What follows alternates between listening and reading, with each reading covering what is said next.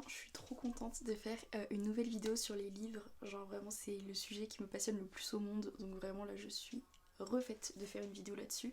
Et j'avais envie de parler un peu des livres à lire cet été, parce que j'adore les livres genre good vibes et tout, et je trouve que ça change trop des livres un peu lourds ou des lectures un peu compliquées à lire et tout. Donc là j'avais vraiment trop envie de faire une petite compilation de livres à lire cet été, donc je suis trop contente.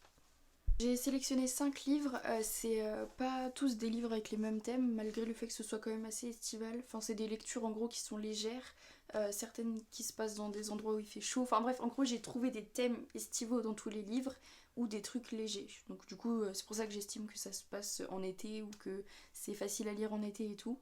Et donc le premier livre, c'est Fan Squad. Et c'est incroyable. C'est par l'auteur de Driver, Campus Driver. Genre c'est hyper connu, c'est une trilogie qui est sortie il y a un an à peu près et qui a vraiment bien fonctionné. Et donc l'auteur a sorti un livre qui a rien à voir avec ça mais qui est vraiment hyper cool. Et en fait c'est l'histoire d'une fille qui est fan d'un groupe de musique et qui se retrouve à être leur community manager.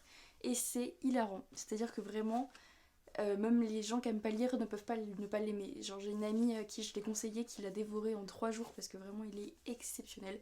C'est super drôle.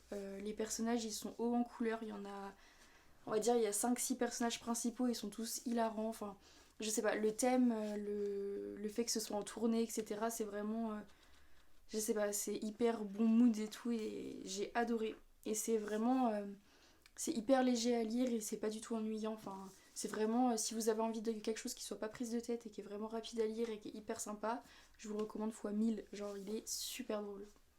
Donc, ça, c'est le premier livre. J'en ai 5 en tout à vous présenter. Donc là, il en reste 4. Le deuxième, c'est. Bon, je dirais pas. Bah, si, en vrai, je crois que c'est mon coup de cœur de tous ceux que je vais vous présenter. C'est vraiment. Il est trop bien. Bon, déjà, c'est un livre de Emma Green. Faut savoir qu'Emma Green, c'est 2 personnes, c'est 2 auteurs. Et je suis fan de ces 2 auteurs. C'est-à-dire qu'elles ont écrit peut-être 20-25 livres. Je les ai tous lus, je les ai tous aimés. Il n'y en a pas un où je me suis dit, oh non, j'aime moins et tout. Non, non, non, je les ai tous aimés. Et celui-là, je crois que c'est vraiment un de mes préférés. C'est The Boy Next Room. Je l'ai prononcé hyper mal. The Boy Next Room. Je parle trop mal anglais. Bref, du coup, ça parle d'une fille qui n'a jamais rencontré son papa. Et son papa, il vit en Australie. Et elle se retrouve, du coup, après qu'elle ait eu des problèmes en France, à aller vivre avec son père en Australie. Et du coup, son père, il a une réserve naturelle pour les animaux qui sont en mauvaise santé, etc. Donc du coup, elle l'aide avec les animaux, tout ça. Enfin, c'est vraiment, genre, c'est trop bon mood pareil. Et du coup, elle découvre qu'elle a 4 demi-frères. Donc il y a Asher, River, Jagger et Casper. Et en fait, il se trouve qu'elle noue des liens un peu particuliers avec River, du coup, qui est un de ses demi-frères. Sauf que c'est pas son demi-frère. Je vous spoil pas, hein, c'est dans le résumé. Mais du coup, c'est pas son demi-frère et ils ont une relation qui est hyper touchante et hyper belle. Genre, je sais que c'est un thème qui peut paraître particulier dit comme ça, mais en fait, ils ont pas de lien de sang. Ils sont vraiment, ils sont tous les deux issus de d'autres familles et ils se retrouvent dans cette famille là où ils s'occupent des animaux et tout, mais ils ont pas de lien de sang en fait, donc c'est pas dérangeant du tout. Et c'est vraiment hyper beau à lire. Genre, je sais pas, la relation et l'histoire de Céleste, du coup la fille elle est un peu triste, mais toute la partie réserve animalière, Australie et tout, c'est trop bien. Genre, ça m'a trop donné envie d'aller en Australie alors que j'ai peur des migales. Genre, vraiment, je rêve d'aller en Australie depuis que j'ai lu ce livre. Et franchement, non, il se lit super bien. Il est gros, hein, c'est un gros livre, mais il se lit très bien. Et l'histoire est trop belle, le paysage, enfin la manière dont on imagine le paysage, c'est trop beau. Et franchement, je peux que le recommander, il est trop bien. Ça, c'est pareil, je l'ai relu parce que du coup, c'est un livre que j'avais déjà lu il y a 2-3 ans, je crois. Et du coup, je l'ai relu là il y a 15 jours. Et je regrette pareil de ne pas l'avoir lu à la plage. Parce qu'après, je pars en Italie là dans 15 jours, mais je regrette de ne pas l'avoir pris pour l'Italie. Genre, j'aurais trop savouré le lire. Près de la piscine et tout, mais du coup, bon, je vous le recommande exprès pour que vous puissiez le lire à la plage ou à la piscine, du coup. Donc vraiment, lisez-le, s'il vous plaît. Le prochain livre, c'est Quoi qu'ils en disent de Noémie Dany. Et oula, il est trop bien aussi. En vrai, je vais dire à chaque fois que c'est trop bien, mais parce que, croyez-moi, c'est trop bien. Et c'est une histoire d'amour qui est hyper touchante. Bon, j'aime bien les histoires d'amour, je pense que vous l'avez compris. Mais vraiment, c'est trop cool. En fait, c'est l'histoire d'une fille qui a raté ses études d'ostéopathie et qui se retrouve du coup dans la maison de sa grande tante, du coup dans la campagne, à devoir aller réviser pendant tous les mois d'été et tout. Donc la pauvre, bah, elle a pas de vacances quoi. Et en fait, elle fait la rencontre de son voisin, du coup, qui s'appelle Gabriel, et qui est un peu plus âgé qu'elle et tout, et qui a une ferme. Et donc, du coup, elle se retrouve à travailler dans la ferme avec lui, etc. Et c'est trop bien. En fait, ce qui est hyper intéressant dans ce livre-là, c'est qu'on voit on voit l'évolution de Luna du coup. On voit qu'au début, c'est un peu la petite princesse bourgeoise qui arrive de la ville et tout, et puis elle change, elle évolue, elle grandit, et c'est hyper hyper touchant. Et pareil, du coup, ça se passe l'été, et c'est, je sais pas, genre l'histoire est trop mignonne, l'évolution de la fille c'est trop mignon, leur histoire elle est trop belle. C'est grave un feel good, genre c'est un truc qu'on lit quand on a envie de pas se prendre la tête et d'aller bien, donc franchement, je recommande fois 1000. Trop trop bien. Ce livre-là, c'est pas un livre qui se passe vraiment en été, mais je sais pas pourquoi ça me ramène à l'été. C'est encore un livre de Emma Green, mais j'adore cet auteur, si vous l'aviez pas compris, vraiment je crois que c'est une de mes auteurs préférées. Et c'est vraiment un des meilleurs livres qu'elle a fait je crois, avec The Boy Next Room. Et donc du coup c'est l'histoire de Pipa. C'est un peu bizarre comme nom.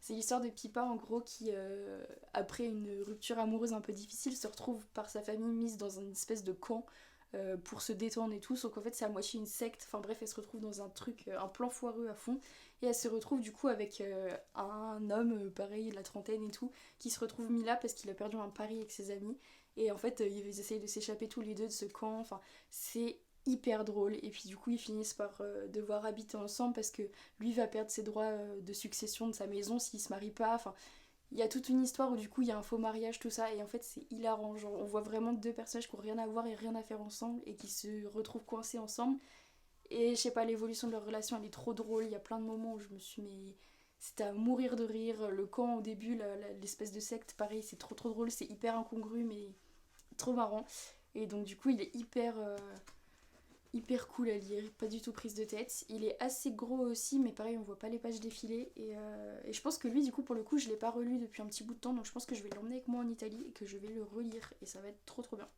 Pour revenir vite fait à The Boy Next Room, il y a un tome 2, enfin c'est pas un tome 2, mais c'est une espèce de suite en gros qui va sortir avec... qui est sorti en plus, je dis n'importe quoi, c'est avec Jagger, le troisième frère, où du coup il va essayer de sauver son petit frère Casper qui s'est retrouvé coincé dans une espèce d'organisation un peu étrange et tout ça, et donc du coup ça va se resituer en Australie et tout, donc je pense que je vais l'acheter pour cet été, et j'ai trop envie de le lire aussi, donc là je suis contente, j'ai plein de lectures pour cet été. Le dernier livre c'est un peu particulier, c'est pas un livre estival, c'est pas un truc feel good, c'est pas un truc léger et tout, mais fallait que je vous le présente quand même. C'est mon livre, genre c'est moi qui l'ai écrit, genre il y a mon nom et tout, donc je suis trop contente, voilà. Donc il s'appelle Le Souffle des mots, il est sorti le 18 mai, donc il est assez gros aussi, et si vous êtes curieux de le lire et tout, bah je serais trop ravie d'avoir votre avis, mais du coup c'est pas un livre détente, c'est pas un livre d'été réellement, mais je le place là parce que je voulais quand même le montrer. Mais en gros, c'est l'histoire d'une jeune fille qui s'appelle Adena, qui a 17 ans et qui a une vie de famille qui est absolument désastreuse et horrible, et qui malheureusement perd un peu le goût de la vie, etc. Et qui va faire la rencontre du coup de son professeur de littérature qui s'appelle Evan. Et ils vont nouer un lien d'amitié, etc. Et ça va l'aider aussi à se reconstruire, à retrouver le goût de la vie, etc. Je fais que dire etc, mais c'est parce que je suis gênée. C'est bizarre de présenter son propre livre. Et donc du coup, elle va être entourée pas mal de ses amis, elle va essayer de s'en sortir toute seule parce que c'est une fille qui est quand même vachement indépendante, etc. Ah, je fais que dire etc. Je suis gênée. Donc c'est une fille qui est quand même hyper indépendante, et donc du coup, on voit vraiment l'évolution de sa manière de raisonner dans le livre. Et puis, après... moi, c'est compliqué de dire que je l'ai aimé étant donné que je l'ai écrit, mais j'ai eu des bons retours dessus, et en vrai je serais trop contente que vous le lisiez, du moins si ça vous donne envie, parce que j'aimerais trop avoir vos avis aussi. Mais je suis vraiment super contente, la maison d'édition elle a fait un trop beau travail, les pages sont trop belles, l'écriture, j'adore comment ils ont mis les chapitres et tout, vraiment je suis trop contente de tout en fait, genre je le trouve vraiment super joli. Et je suis trop contente. Donc moi je pense pas que je le relirai parce que c'est toujours particulier de lire un livre qu'on a écrit soi-même. mais si vous voulez le lire, franchement, ça me ferait trop plaisir. Et donc du coup il est en vente en e-book sur Amazon, la Fnac, Cultura et Leclerc. Et il est en dispo en papier du coup sur le site de l'éditeur, c'est Évidence Édition. Hop. Et du coup sur la boutique, vous pouvez l'avoir en format papier, éventuellement dans certaines librairies, dont une à Cancale, mais voilà, pour le moment ce sera ça. Parce que les ventes en boutique c'est particulier, par exemple si on veut vendre un livre à Cultura, il faut dépasser un certain stade de vente que j'ai pas encore atteint je pense, et donc du coup voilà, mais pour le moment vous pouvez quand même vous le procurer soit en e-book soit en papier, en ligne en tout cas. Et voilà, et je suis trop contente de le présenter, c'est un peu Enfin, j'en suis trop fière, genre c'est le livre que j'ai mis le plus, on va dire j'ai mis le plus de cœur à l'ouvrage à l'écrire et du coup je suis vraiment trop contente de le voir en papier comme ça. Et je sais pas, ça me fait plaisir de le mettre dans la petite pile de livres à lire pour cet été. Donc voilà, si jamais vous avez envie de le lire, que ça vous tente, etc., n'hésitez pas. Je vous mettrai le résumé dans la barre d'infos, il n'y a pas de souci. Et je vous mettrai les liens pour vous le procurer également. Et si jamais vous souhaitez voir ce que ça peut donner, sur Amazon, vous avez 47 pages offertes. Donc voilà. Mais je suis trop contente de le mettre là-dedans. Et j'espère vraiment que certains d'entre vous seront tentés de le lire. Voilà. Donc je crois que c'est tout. J'ai fait le tour de la pile à lire de cet été. Si jamais vous avez des suggestions de livres un peu estivaux, donnez-les-moi dans les commentaires parce que je cherche trop des livres feel good et tout à lire pour cet été. Parce que là, j'ai fait un peu le tour, j'ai l'impression.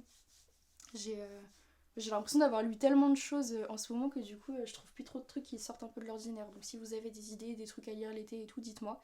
Je serais trop contente d'avoir vos retours. Mais voilà.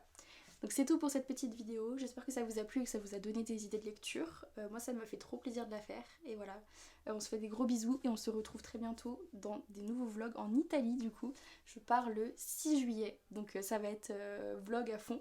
Je pense que je vais faire 2 vlogs, je vais faire 5 jours et 5 jours et une vidéo sur une confection de pizza en Italie je pense. Donc voilà, je vous redirai tout ça mais je suis trop contente. Gros bisous.